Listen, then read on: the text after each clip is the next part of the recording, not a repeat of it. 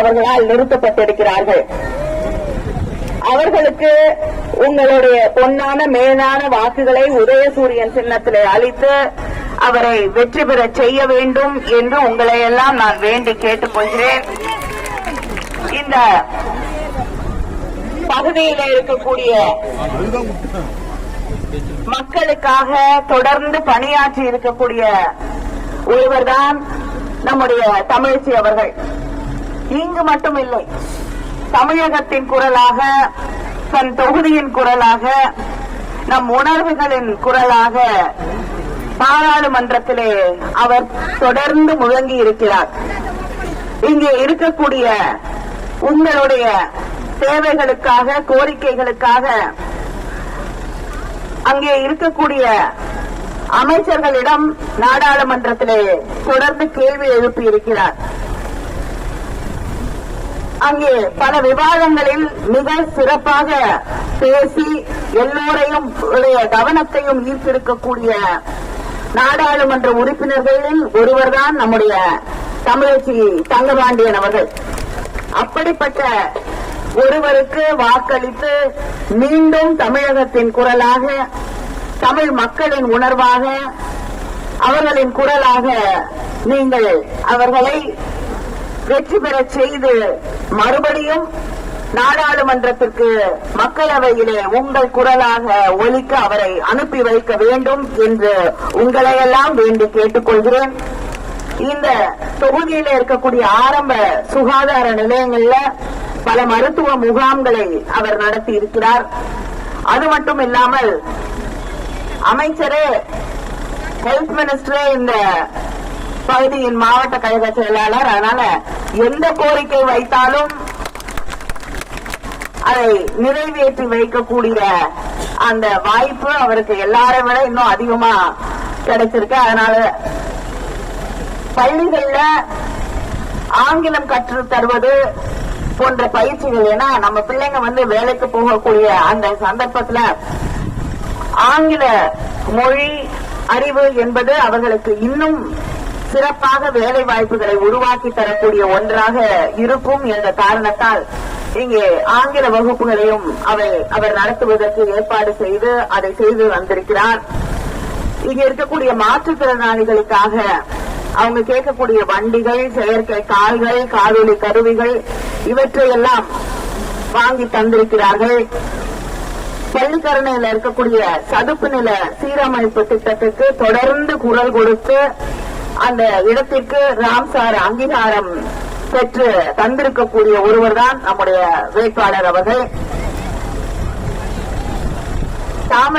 சரமணி வேளச்சேரியில மேம்பாலம் அமைத்து தருவதற்கு தொடர்ந்து போராடி அதை பெற்று தந்திருக்கக்கூடிய வேட்பாளர் நம்முடைய வேட்பாளர் அவர்கள்.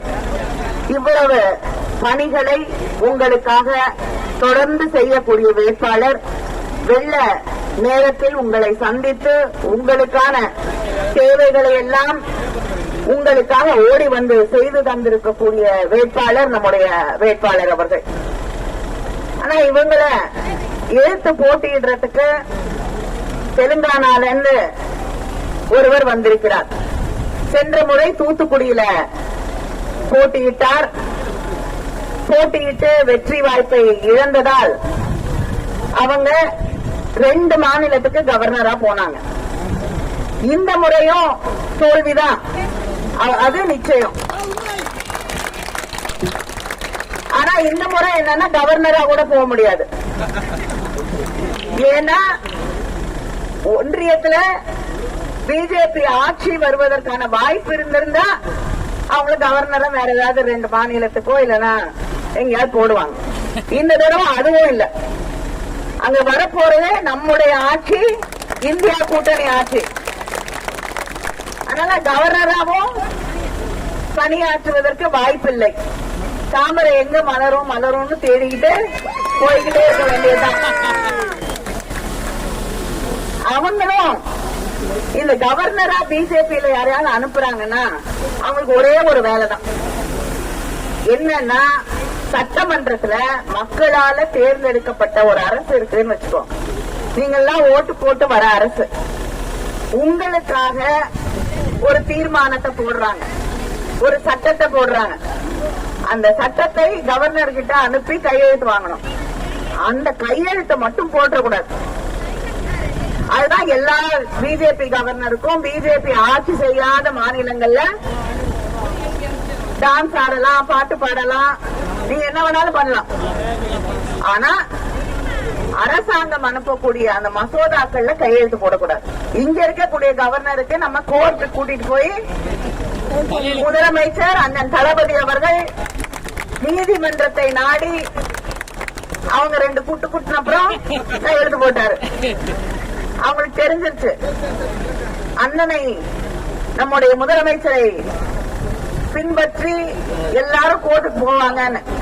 கோர்ட்டுக்கு போய் ஃபர்ஸ்ட் ஹியரிங் வரதுக்கு முன்னாடி கையெழுத்து போட்டு கொடுத்துட்டாங்க. இவங்க அடிக்கிறதுக்கு முன்னாடி கையெழுத்து போட்டாங்க. அவ்வளவுதான் வித்தியாசம். அதனால ஒரு கையெழுத்து போடுறதுக்கே இத்தனை மாசம் வச்சுக்கிட்டு இருந்தவங்க இந்த பக்கம் எல்லாம் வருவாங்க. போன தேர்தல்ல என்னுடைய தொகுதி தூத்துக்குடிக்கு வந்து நான் இந்த மண்ணை சேர்ந்தவள், இந்த மண்ணை சேர்ந்தவள், இந்த மண்ணில தான் எனக்கு உறவு இருக்கு, எல்லாமே இருக்குன்னாங்க. அப்புறம் ஏன் சென்னைக்கு வந்திருக்காங்கன்னு தெரியல.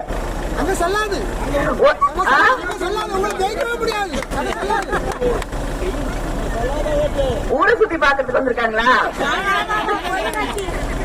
சரி, தேர்தல் முடிஞ்ச உடனே நம்ம தமிழச்சியே கூட அவங்களுக்கு சின்ன வயசுல தெரிஞ்சவங்க தான். அதனால அவங்கள விட்டு ஊரை சுத்தி காட்ட சொல்லலாம். அவங்களும் ஃப்ரீயா தான் இருப்பாங்கல்ல, இவங்க கொஞ்சம் பிஸியா இருப்பாங்க.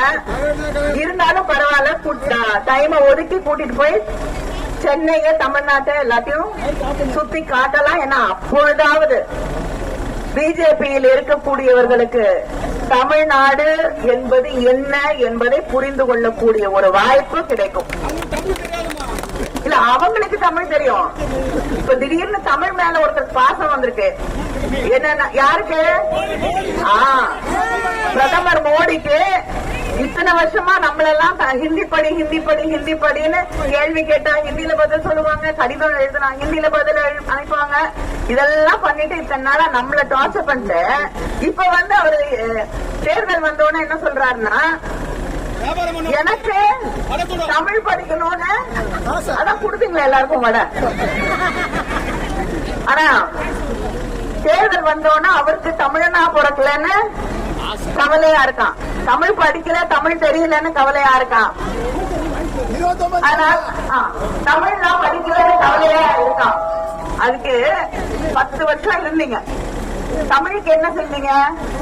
யாருமே பேசாத சமஸ்கிருதத்துக்கு தமிழை விட 10 தடவை 12 தடவை அதிகமாக நிதி ஒதுக்கி கொடுத்துங்க. ஆனா கேட்கலையா?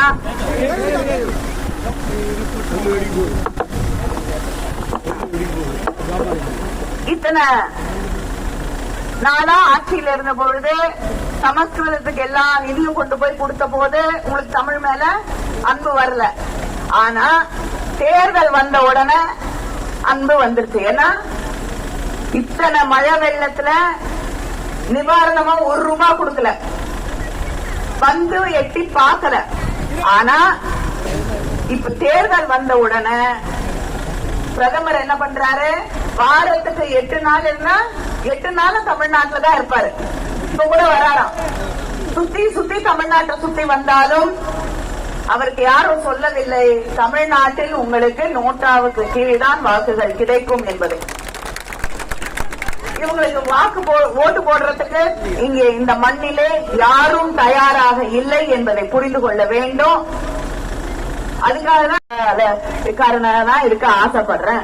அவரை கொண்டு வந்து பாவம் இங்க தமிழ்நாட்டுல எதுக்கு தலைவரா போட்டு வேற அழகான தமிழ் பேசக்கூடிய கோவையில கொண்டு போய் வேட்பாளராக நிறுத்தி இருக்கீங்க. அவரையும் ஆட்சி வந்திருந்தா கவர்னரா போட்டிருக்கலாம். இப்ப அதுவும் பண்ண முடியாது, ஆனா ஆட்சி வரப்போறது இல்லை இல்லையா? இப்படி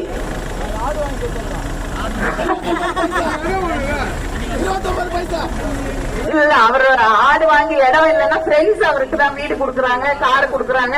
அதனால இடமும் கொடுப்பாங்க, ஆடும் கொடுப்பாங்க. அவரோட ஃப்ரெண்ட்ஸ் எல்லாம் அவ்வளவு நல்ல ஃப்ரெண்ட்ஸ் வச்சிருக்காரு அவரு. இங்க